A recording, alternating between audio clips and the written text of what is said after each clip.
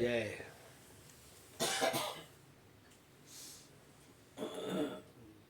હું ડેલી બહાર નીકળીને વોકિંગમાં જવાની તૈયારી એક ડગલું માંડ્યું ત્યાં અમારા એક ભાઈ આવ્યો બાપાનો દીકરો બે માણા છોકરી છોકરો મારે મિત્તલાએ રોકાણી ને એનું ઓપરેશન કરેલું કે ખબર કાઢતા જાય એમ મેં તું મૈરા હવે રાતના 12 લગીનો પેસેન્જર છે કીધું આજ રજા પડશે કીધું કાંઈ વાંધો નહીં હરી ઈચ્છા બળવાની બેઠા ઘડીક વાર બધી વાતું જીતું આ તે કરી ચા પાણી કીધું તો કે ના આઈસ્ક્રીમ કાંઈ નહીં કે ચા તો થોડી થોડી પીતો કે ચા નહીં ત્રિકોણ બાગ પર એક હોટલ છે એમાં આ ભાઈના છોકરાનો જન્મદિવસ હતો હવે ત્યાં ગયા ને તો કે 1.5 કલાકનું વેઇટિંગ છે એ રહે છે અમીન માર્ગ ઉપર 1.5 કલાકનું વેઇટિંગ છે હવે ઘરે જવું અને પાછું આવવું તો કે એક કામ કરો ઘરવાળીએ કે યાદી આપી કે ગોરધનભાઈની છોકરીને ઓલું છે ને આપણે અહીંયા જતા આવી 1.5 કલાક કાઢી આવી 9:30 જણ આવ્યો અને 10:20 આવ્યો ગયો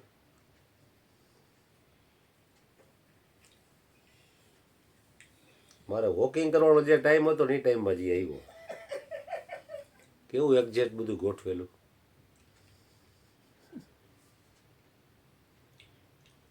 ઘરના કે હોટલ હતી જમીન ન હોય 12 વાગ્યા લગી બે મેં તું કાંઈ બોલ માને ભાઈ તું બરોબર કે જમીન ન હોય નિરાતે કે ના છોકરાનો જન્મદિવસ હતો એટલે હોટલમાં જવું પડે જમવા એટલે આવું છે આ બધું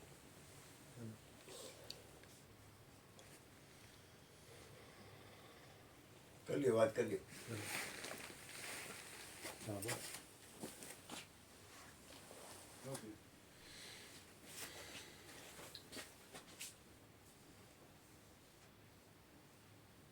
30 વર્ષ પહેલાં મારા સાસુ ગુજરી ગયા હતા એ લોકોએ ઢેબર રોડ ઉપર મહિલા અંધાશ્રમ છે એને બોલાવ્યા હતા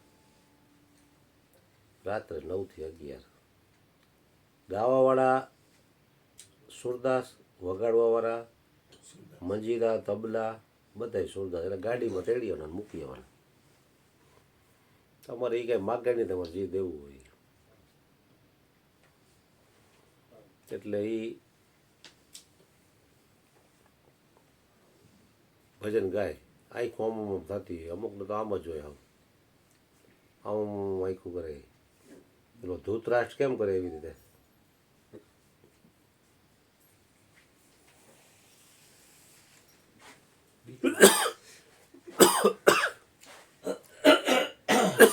પાણી બોલે રુદ્રસ જ બોલવાના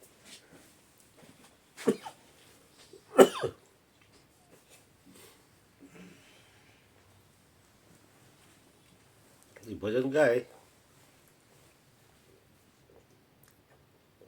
બધા ઝીલજો એમ કે બધા ઝીલજો કોઈ કોઈનું નથી રે કોઈ કોઈનું નથી રે ના હકના બધા મરે છે મથી મથી રે કોઈ કોઈનું નથી રે આવા બધા ભજન ગાય વૈરાગ્ય તમને આવી જાય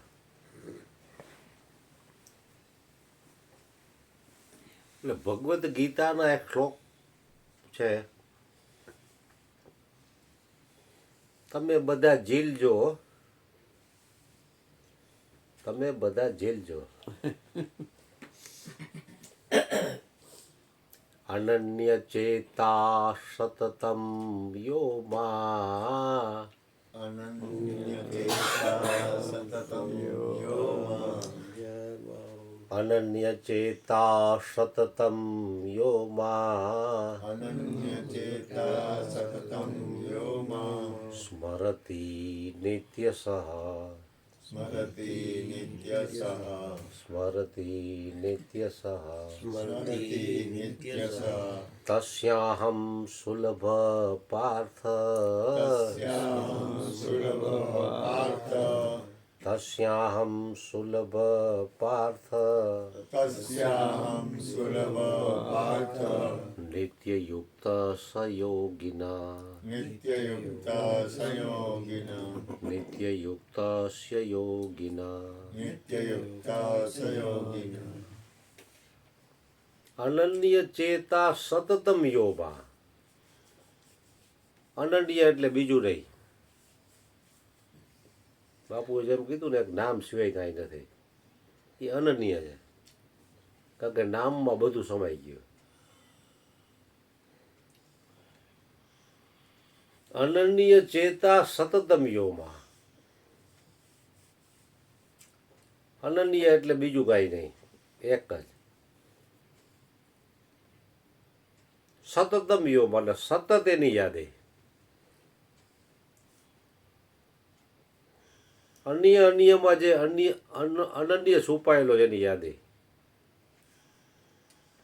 અન્ય એટલે લાખો કરોડો લોકો જગતમાં છે, અન્ય પણ એની અંદર અનન્ય છુપાયેલો છે.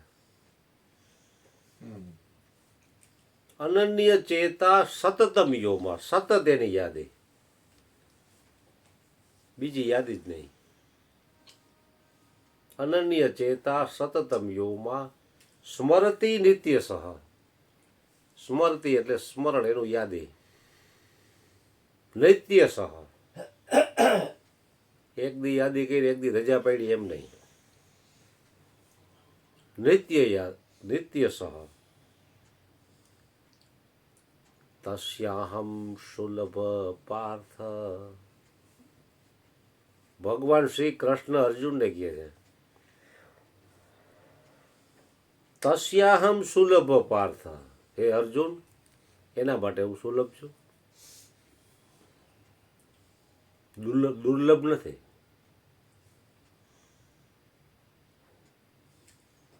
અનન્ય ચેતા સતતમ યોમાં એટલે અન્યમાં જે અનન્ય છુપાયેલો છે.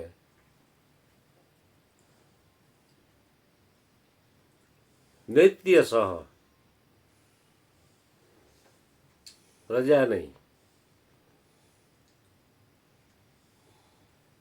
સ્મરતિ નિત્યસઃ એટલે સતત એનું સ્મરણ, 24 કલાક કોઈ પણ ક્રિયા કરતો તેનું સ્મરણ. નિત્ય યુક્ત સ યોગિના તસ્યાહં સુલભ પાર્થ. હે અર્જુન, એના માટે હું સુલભ છું. તસ્યાહં સુલભ પાર્થ નિત્ય યુક્ત સ યોગિના. આવો નિત્ય યુક્ત જે છે મારી યાદીવાળો, નિત્ય યુક્ત સ યોગિના, એવો યોગી મને પ્રિય છે. એના સિવાય બીજા કોઈની યાદી નહીં.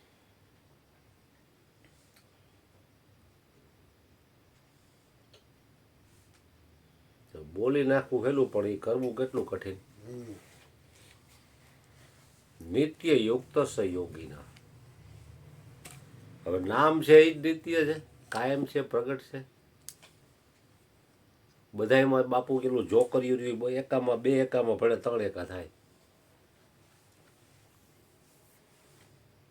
તો એ નિત્ય યુક્ત છે એ યોગી એ ભેગો છે એમ. તો આપણને એની યાદી કેટલો સમય રહે છે એની વાત છે. આજનું ચિંતન. પોતાની જાત સાથે રહેવામાં મને કંટાળો કેમ આવે છે?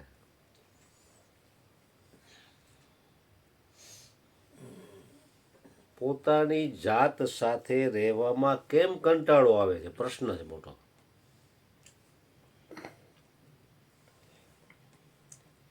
નિરાંત મહારાજે એક વાણીમાં કીધું, પોતે પોતાનો કરવો વિચાર, નિરખ નિજ નામને.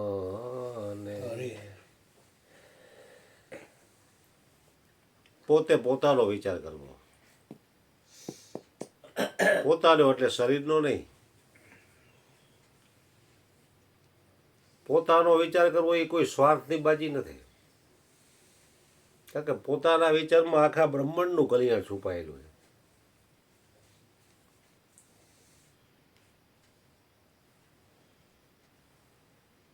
આજનું ચિંતન પોતાની જાત સાથે રહેવામાં કેમ કંટાળો આવે.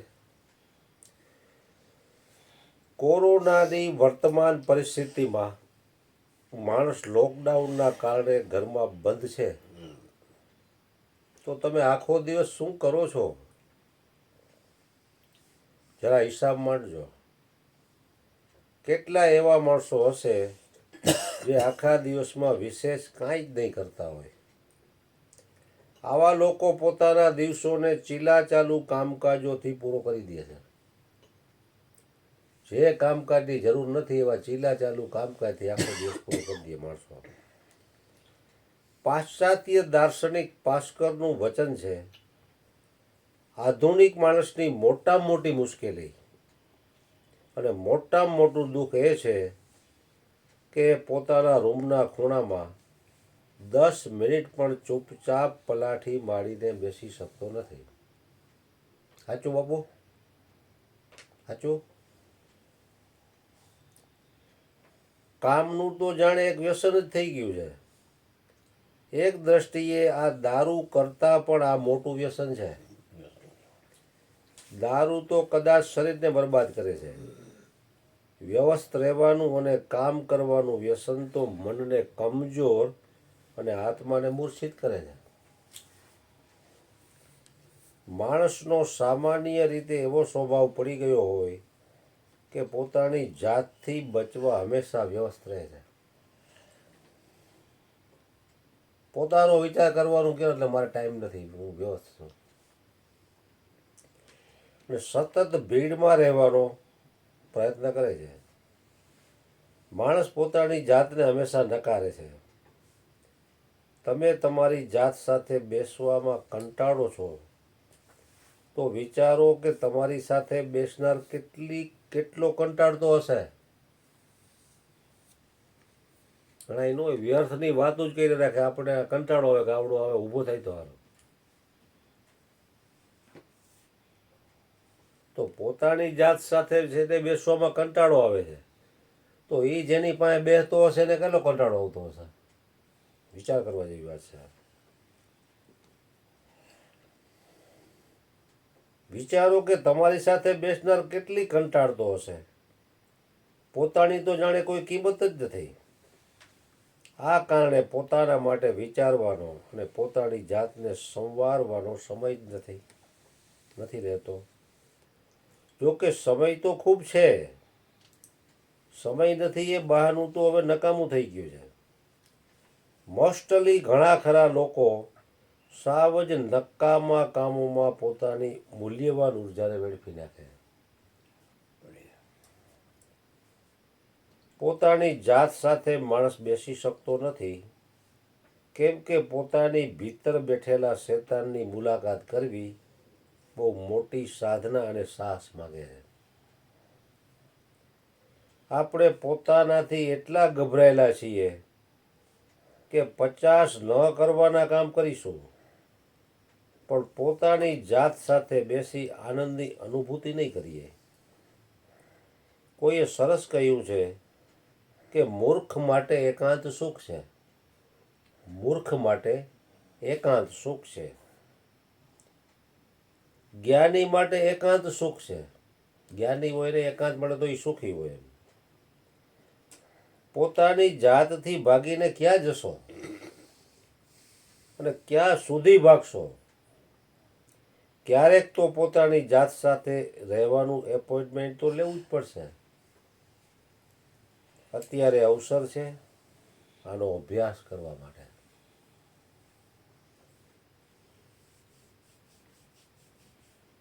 પોતાની જાત સાથે કંટાળો આવતો હોય છતાં બેસવાનો અભ્યાસ કરવો પડશે. ભલે ગમે એવો કંટાળો આવે. સત્સંગમાં બેસી ત્યારે તો પોતાની જાત સાથે અભ્યાસ થાય થોડો ઘણો, પણ આવો અભ્યાસ નિરંતર તમે ઘરે હો, બિઝનેસમાં હો, ગમે ત્યાં હો, એ થવો જોઈએ. એમાં જ મનુષ્ય માત્રનું કલ્યાણ છુપાયેલું છે.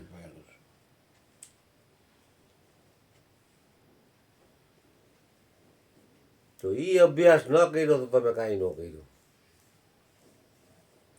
મહાપુરુષો એ અભ્યાસ જ કરે છે. ભલે કઈ રૂપિયા પૈસા કમાતા નથી,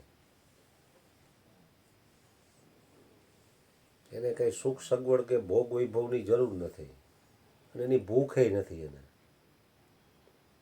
પણ એ પોતાની જાતમાં બેઠા હોય છે, પોતાના સ્વસ્વભાવમાં. સ્વસ્વભાવમાં બેઠા હોય એટલે આવશ્યક ચીજ વસ્તુઓ સહેજે સહેજે ખેંચાઈને આવે ત્યાં. તમે જોજો, સદુપયોગ કરશો ને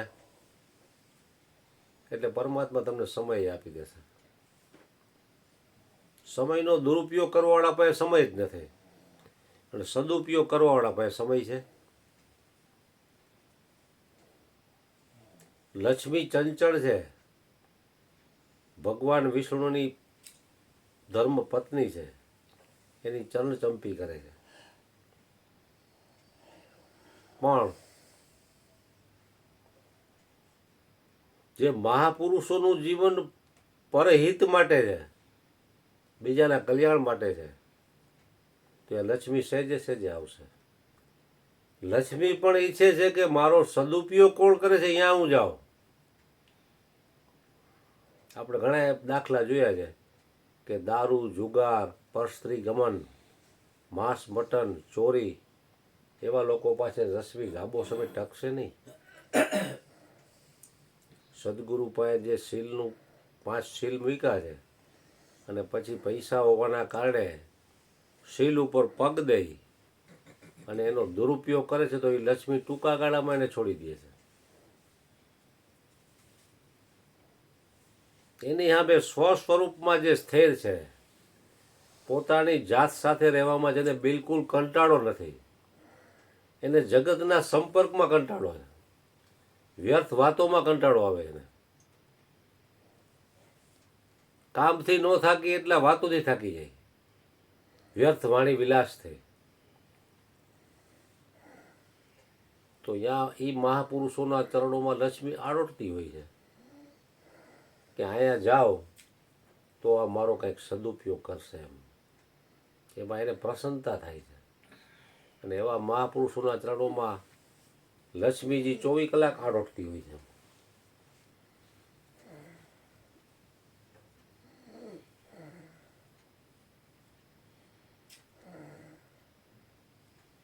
જેના આંગણે હરિગુરુ સંતોના વાસા, ઉજળા રે એના આંગણા રે. રીધિ સીધી અને અન્નપૂર્ણા કાયમ બિરાજે, ને ભરે નહીં પગલા પાછા રે. તો મહાપુરુષોએ જે વાણીમાં કીધું છે એ બહુ સમજી વિચારીને કીધેલું છે. એ હોય ત્યારે તો હોય જ છે, પણ એ વિયાગી શરીર છોડી દીધા પછી તો ઉલટાનું વધારે ચમકે છે.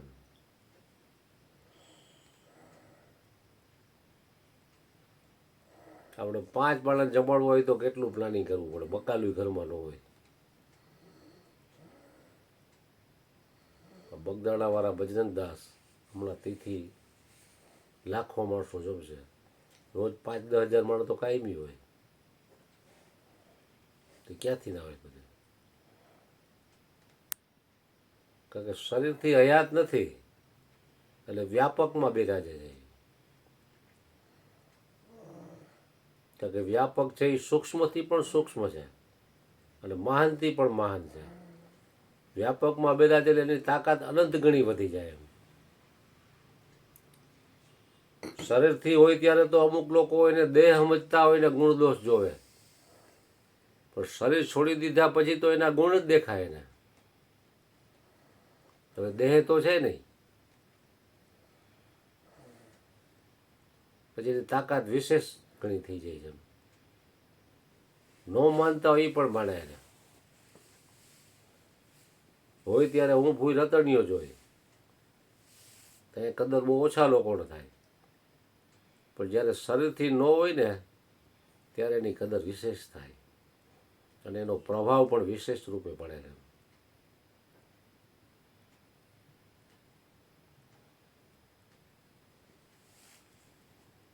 કારણ કે પરમાત્માના નામથી જ કલ્યાણ છે. કૃષ્ણ ભગવાન થઈ ગયા તો એ સમયમાં શરીરથી જ્યારે હતા 125 વર્ષનું આયુષ્ય ભોગવ્યું ત્યારે દુર્યોધન એના ભેગો જ ફરતો, મામો શકુની, ધૃતરાષ્ટ્ર અને અર્જુન, છતાં એને ઓળખી ન ગયા. કારણ કે પોતાને દેહ સમજતા હતા એટલે કૃષ્ણને દેહ જ સમજે નહીં.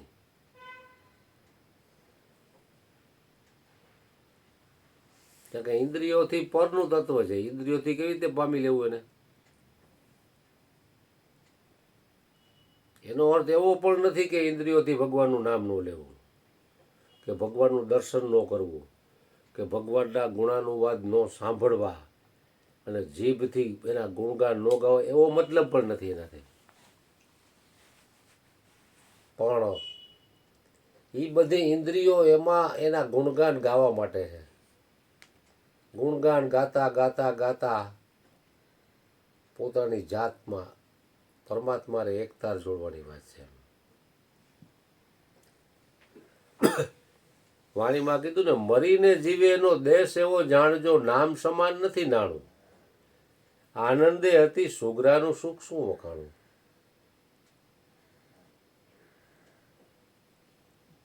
સુગરા હોય તે ભરભર પીવે ને નુગરા જ આવે પ્યાસા. એટલે હરિના નામનો મહિમા બહુ મોટો છે.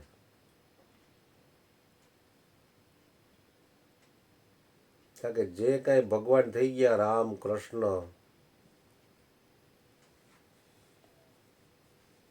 એ હતા ત્યારે એના કરતા અનંત ગણું એનું નામ છે ને એ મહાન છે. अखंड साहेब जी को नाम और सब खंड है, मेरु सुमेर ब्रह्मांड सभी खंड है, अखंड साहेब जी को नाम और सब खंड है. આખું બ્રહ્માંડ એક દી ભાંગી ભૂકો થઈ જાય. સાહેબનું નામ જે છે ને એ સનાતન સત્ય છે. આપણે જૈનમાં નહોતા ત્યારે હતું, અત્યારે આપણે શરીરથી છે તોય છે, અને શરીરનો નાશ થઈ જાય તોય રહેશે. પણ શરીર મળ્યું ત્યારે એની જેટલી યાદી કરવાની હતી એ જો તમે કરી લીધું તો મનુષ્ય જન્મની સાર્થકતા. તો છેલ્લે હાથમાં કાંઈ નહીં આવે. બાપુએ કીધું આમાં આપણું કાંઈ છે જ નહીં. પહેલાં આપણું કાંઈ હતું નહીં, અત્યારે છે ને ભવિષ્યમાં નહીં રહે. તો જેનું છે એનું જ છે. તો પરમાત્માએ જે કાંઈ આપ્યું હોય તો એનો સદુપયોગ કરવાની વાત છે. स्वामी राम सुखदास के सदुपयोग से सबका कल्याण हो सकता है. તો ધનવાન શેઠ કહે બાપુ હવે કરોડો લોકો ને ખાવા પીવા મળતું નથી, ભૂખ્યા છે, મકાન નથી, પહેરવા કપડાં નથી, કેટલાકને દેવા મારે, આ બધાને દેવા બેહું તો હું રોડ ઉપર આવી જાઉં. તો કે તું પહેલાં મારી વાત સમજ બરોબર ને વિચાર. તારી પાસે છે એમાંથી તું જ્યાં છો અહીંયા આજુબાજુમાં કોઈને આવી તકલીફ છે એને તું મદદ કર. હું તને નથી કહેતો તું આખી દુનિયામાં ફેરે એમ. તારી આજુબાજુમાં કોઈ વ્યક્તિ ભૂખ્યો છે એને ઘરમાં અનાજ નથી તો તું એને પહોંચાડી દે. કોઈ ફૂટપાથી ઉપર ટાઢે ઠરે છે તેને એક મકાન બનાવી દે. કોઈને પહેરવા કપડાથી તો કપડાં તું દે. તારી પાસે જો તને સદગુરુએ કાંઈ સમજણ આપી તું એને સારી બે વાત કર, એના અંતરને ટાઢક થાય એવી. એમ નથી કહેતો કે તું તારી પાસે જે છે એ બધું લૂંટાવીને તું રોડ ઉપર આવી જાય. તો આખા બ્રહ્માંડમાં ગરીબો છે એની સામે અમીરો પણ છે.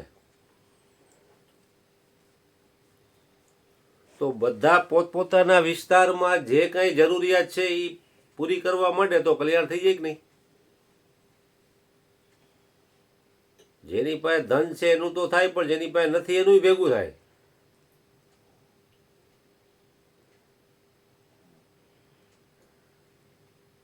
કારણ કે જરૂર કરતા વિશેષ ધન છે ને એ ટેન્શન ચિંતા લેવા વાળું છે. અને હાવ ન હોય તો એ ટેન્શન અને ચિંતા લેવા વાળું છે. કારણ કે મધ્યમ માર્ગ છે ને એ સર્વશ્રેષ્ઠ છે. અતિ ધન પણ સારું નથી, અતિ ગરીબાઈ પણ સારી નથી. જેવી રીતે આપણે શાક બનાવી, આજ બપોર જ બનાવ્યું આપણે 15 જણાનું, બરોબર? તેમાં 2 કિલો મીઠું નાખી દઈએ તો શું થાય? ખાવા લાયક રહે? કુંડીમાં જ નાખવું પડે સીધું. તો 15 જણાના શાકમાં જેટલું મીઠું પડતું એટલું જ નાખાય. એથી ઓછું લાગો, ઓછું હાવ ન નાખો તો નિસ્વાદ થાય, તો તમે ખાઈ ન શકો. કારણ કે શરીરને નમકની પણ જરૂર છે. વધુ નાખો તો ખાવા લાયક નહીં રહે. મધ્યમ નાખો તો જમવાવાળાને ભાવે અને એને તૃપ્તિ થાય, અને ઓડકાર આવે ને તમને આશીર્વાદ આપે કે વાહ ભાઈ વાહ, કોરે કોરી રોટલી ખવડાવી પણ બહુ મજા આવી. તો એ જો એનો સદુપયોગ કર્યો, એને સદુપयोग से कल्याण हो सकता है. એટલે સદગુરુ મહારાજને આપણે હૃદયથી પ્રાર્થના કરી દઈએ કે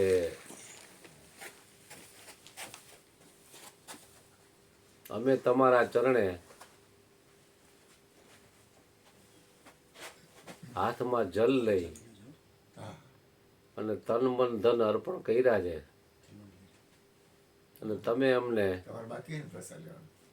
જ્ઞાન ગંગામાં જબોડી શુદ્ધ અને પવિત્ર કરી અને પાછા આપ્યા છે.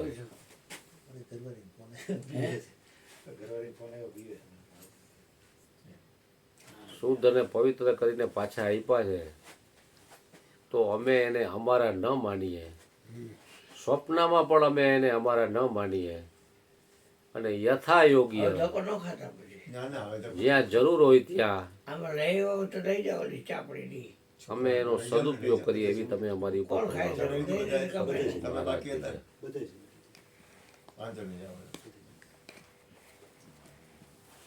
સાચું લાગે તો ગરમ કરી લો.